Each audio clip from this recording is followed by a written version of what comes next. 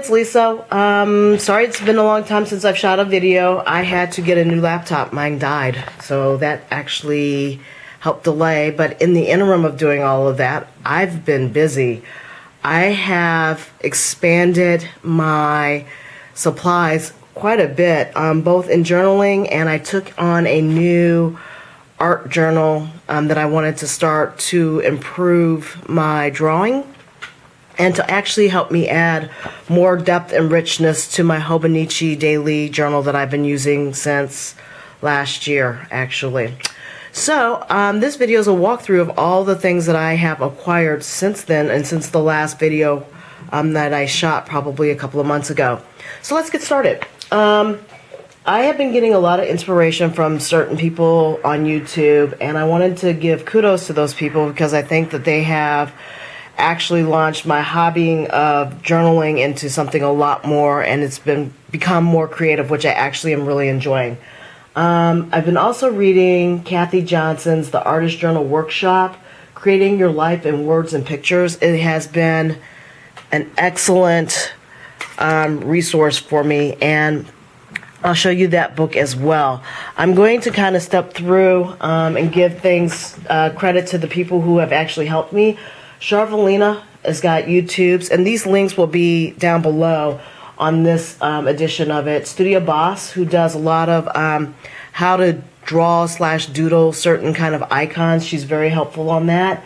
Ebby Does It All has been great. Although I don't use the same planner system that she uses, nor am I a big fan of going to Target, she still gives me some inspiration as well and some ideals. Amy Tangerine has been really helpful for my journaling as well. She does a lot of scrapbook type of stuff in Midori Traveler's Notebooks, but nonetheless, she's a plethora of information, and I find great inspiration from her. In addition, there's Miss Vicky B, and I'm sure a lot of people see her videos because between her and Amy, they have thousands of subscribers, which I'm always impressed with how many people watch their channels. And also, you know, she uses some of the same suppliers like I do, like Goulet pens. So she's been very inspirational to me as well. And kudos to her because I hear she's expecting a new addition to her family. So let's get started. I'm going to do the journaling supplies first. And I'm going to handhold some of these. And hopefully I've eliminated the clicking noise that I used to have. I'm still shooting with the same camera because my other one's a little bit too heavy. For my journaling supplies, I'm going to swing on over to here. I have bought some more washi tape. I don't think any journaling person can live without washi tape. And so I bought in this MT set, just solid colors to like blend in with my journal and to help me actually. Also, I use it to like wrap around acrylic blocks, as you'll notice below here, this one. To help identify things, and sometimes I put them on my ink pens that are not demonstrator pens so I can actually know what kind of color ink I use. So washi tapes are great for the journaling. Move this to the side. Sorry about that. I bought some more acrylic blocks from scrapbook.com because I bought some new stamps, and this one's a big one. So I bought those. Those were both from scrapbook.com. I like those because they have grid lines. I got some new stickers from Sautier off of Amazon, which are great. And that version is the Cherish version of stamps. I have a hard time with stickers because I never can find planner stickers specifically for Hobonichi that I want to put in my journal. And I actually like my stickers to look kind of adult-like versus kid-like or Korean. So I actually kind of have a hard time. These were, I heard about these through Amy Tangerine. These are cutter bee scissors. These are really fine tip nib scissors, and I actually really, really like them. And they cut really, really well. So I got those. I picked those up at Michael's. This is that book that I was telling you about called The Artist Journal Workshop by Cathy Johnson. If you're an Amazon Prime subscriber, you're going to find that you can probably get this book online for free if you own a Kindle. Sorry about that. You guys don't need to see the rest of my apartment. In addition to that, that was pretty much those things. And I also bought some new stamps. So I got these stamps. I'm going to actually photograph these a little bit differently so that you can see them. I got from Miss Kim's Creates. Now these stamps are great, and I got these off of Etsy, and she has her own little sticker and stamp shop, and I really liked her stuff. So I got 2 of these for working out, although I'm not really doing that right now. Then from scrapbook.com, I also picked up, it's called Pink Fresh. They had these really cool, I might have this actual backwards, I think I do. These really cool clear stamps as well, and I picked these up from them. And I really haven't tried this one out yet, but I really do actually like these stamp sets.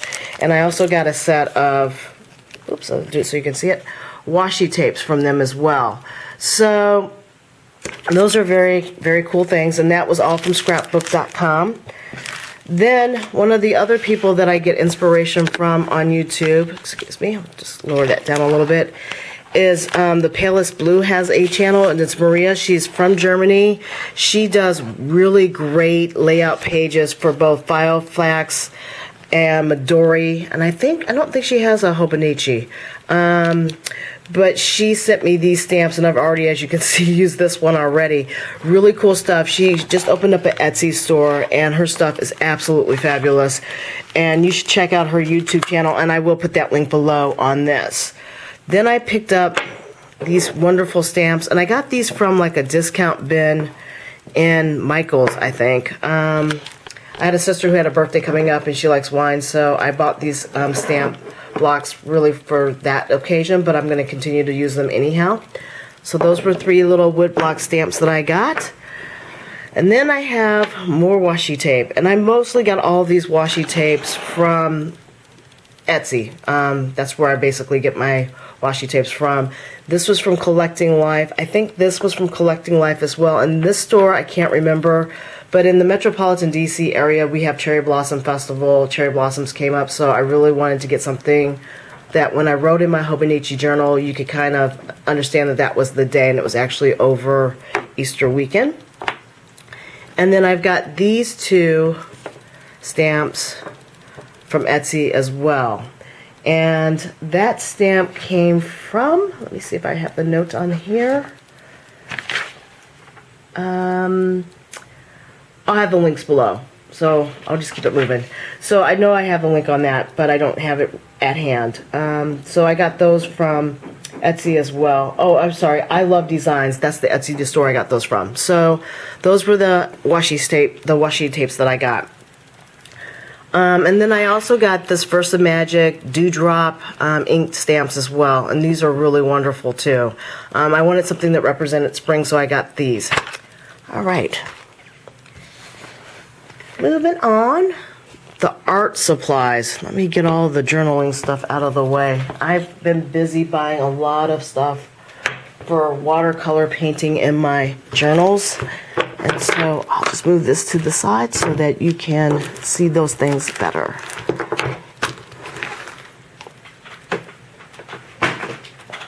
All right.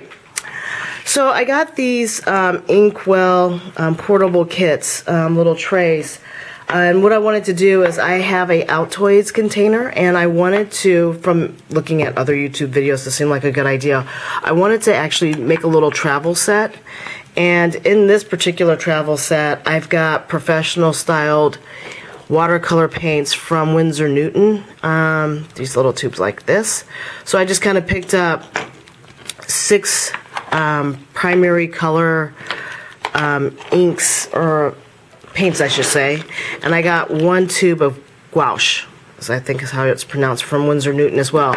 All professional colors, and they do actually make a really big difference in how things kind of come across in your journals and how you draw if you use watercolors at all. Sorry about that. I bought some new paint brushes. These are Princeton-based paint brushes. This one is becoming my favorite. It's nice and small, and it's pretty fine point for detailing. Really enjoying that. Then I picked up some Faber-Castell Shades of Gray, I'll lift this up, Pit pens. And I have some Pit pens that I picked up when I was in Zurich last year that I really ended up liking for just journaling purposes.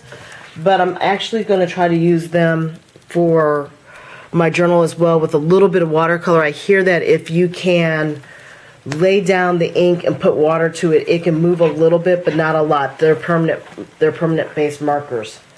The next thing I picked up was this canvas roll. I had from my earlier studies in graphic design, I had some of these pencils already over here that are in color. Let me slide that over. But I also had acquired some new pencils that I didn't have, which are these over here. And I think this brand, let me just see who this is. This is Stabilo. I wanted to add a little bit more depth to some of my journaling, so I got some additional colored ones. So these four pencils I added, and I actually have a couple of more that I've added as well. I got two gray ones. I think these are Prisma pens. Oh no, these are Druent. Druent's become like my favorite pencil provider. Druent pencils, and I also have another light blue one. I got this idea for using this light color Prism blue for sketching, like just to outline from Char. I really like that idea. And then I got some Progresso ISO, like a burnt sienna and a sepia pencil as well. And then I also needed to get a blender pencil, so I got a blender pencil from Prismacolor as well. So those are the new pencil colors and the carrier for them. In addition, I needed to try out some watercolor pencils. I bought this wonderful pencil case. It holds 48 pencils. I got this at Plasma Art in DC. And when I did that, I ended up buying my first set of watercolor pencils from Druent on Amazon.com. And I just got the typical 24 set because I like to try small before I get big. So I got these watercolor pencils from Amazon my first try. And then when I went back to Plaza Art last weekend, I found out that they have the ink tints versions. And the colors are really intense. And they move very, very well on paper. I'm really enjoying using these watercolor pencils. They are really wonderful. And so if you want to add a little bit more pop and dimension to your watercolors, I highly suggest these. These are really great. So with that, I also, the inkwells, I got these at, Plaza Art as well. These are really inexpensive, and I got a ton of them just because I do want to actually eventually get to a place where I can explore with some mixing of watercolors on my own and do some custom colors. So I got these, but these would also be great for travel if you wanted to put like your contacts in, or lotion, or saline solution. I figure they're multi-purpose, so that's a great thing. From Plaza, I picked up a new Ninja watercolor pencil. I got the mini because I wanted to keep travel in mind, whether it be around town or internationally or domestically. I got this Ninja pen. Everybody says that this pen is these pens, the Ninja pens, are a lot better than the Pentel ones or the Pilot ones that people tend to get. They just have better ways of holding the water, and the water doesn't leak at all. So I kind of went ahead and splurged and got one of those the other day. In addition, I got this is my new art journal sketchbook. I don't remember who the manufacturer is of it, but I do like it. I'm using it as I read the Cathy Johnson journal book, the artist journal book, and I've been doing her try this because she has a lot of wonderful suggestions about doing sample swatches and paints, and I basically am indicating like who the manufacturer of the paint is and what the colors are, and doing my little drive test buys. I've been just trying to do some basic new sketching and just kind of highlighting things as I see them kind of come in and as I gain inspiration. Playing with, you know, various graphic pencils, playing with paints, you know, giving things a test dry run. That Druid color pencil set that I got, the first one, this is what the colors look like on that 24 color pencil set. So they're good, but they're not as intense as the Inktense ones are, which are a little bit different. And here's some of the Inktense color samples that I did as a test run. So they're a little bit more poppy, and some of the color kind of came through on this little flash run that I did for my Hobonichi Daily Challenge over here of a seahorse, which I had never drawn before. In addition, so that's the artist journal and my start of that journey. I also, and I haven't played with this yet, I also got a Strathmore watercolor pad because I wanted to see how watercolor paint does on watercolor paper. I'm sure it will do fine. And I decided to also play it with some toned paper. They have tan and they have gray by Strathmore. I wanted to keep my new books kind of small so that I can take them with me for portability. In addition, another journaling / writing supply is I got some Muji gel pens off of Amazon. These are really pretty wonderful. I got these kind of fine point, and I thought I was not going to pick up something really, really fine, but not really, really medium, and this one's pretty good. I think this is the 0.5 is what I got. So it's not so fine that it's kind of scratchy, but it's not so wide that it's really inky. So I really like these. So I added this as part of my journaling haul as well. And then I keep seeing people do stuff that I like, and then I have to figure out how I'm going to incorporate it with my own. I bought some Copic pens from Michaels because they had an individual bend of them, and I didn't want to get a set, but I did want to play with certain kinds of colors that I kind of see out there. And so I picked up some grays and some like muted kind of browns and light tan colors. So I'm starting to play with Copic pens as well. An expensive habit to get into, but I think it'll be very beneficial for me. I'll get a lot of pleasure out of them, and that's why I went ahead and got those. So that's the Copic pens. I got a wonderful child water cup. This thing supposedly doesn't leak water when it's tipped over, as long as you stay below this line right here. If you overfill your cup, it's gonna leak. But I did get that, and I really actually like this for home use, but you know, depending on where I'm going, I could probably travel with it, but probably not as much. I also got, as part of the whole exploring my artistic side, a palette tray from Yasumoto and Company. I just got this yesterday. I'm looking forward to being able to take this and play with it and expand on creating my own custom colors and seeing how that works for home use as well. And then I did one other two art splurges. I went out and I got, because everyone was telling me I'm sorry about the jitteriness, Daniel Smith has extra fine watercolors, but the colors are supposed to be phenomenal. This is a American-made ink or paint company, and supposedly what they do is, if let's say the color says amethyst purple, they actually use amethyst to create the paint. And so what I've been told is a little bit of this goes a long, long way. I started off with this 66 color tri-sheet from Plaza Art. I know they sell it. Amazon, I think, sells it, but I think they only sell the larger quantities of sheets. So check your local art supply store. And then I went back to Plaza to get something else, and I ended up picking up the 238 color sample sheet. So I got like the full gamut of watercolors of Daniel Smith, professional color watercolors to try. And I thought this was a good way to actually find out what colors I liked and I didn't like without actually spending the money per tube for a big set, which can get kind of expensive. Other miscellaneous purchases I made, I got a pencil sharpener and eraser in one. I picked up this from Michael's. This is a Recollections opaque watercolor pencil pen, so I can basically kind of blend in color. We'll see how this works. It might be good for something, I'm not exactly sure yet.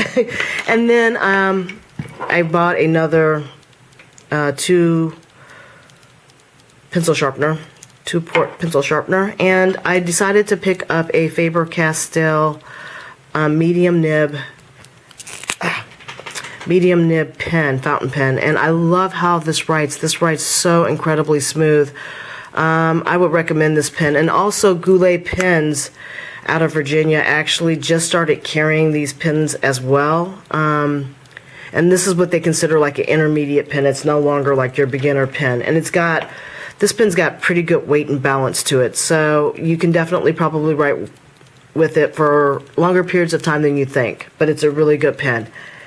So that's pretty much it. I hope you enjoyed my new journaling haul. If you have any questions, feel free to make comments below in the video. Otherwise, I'll put down all the information. And stay tuned. I'll see you soon. Bye.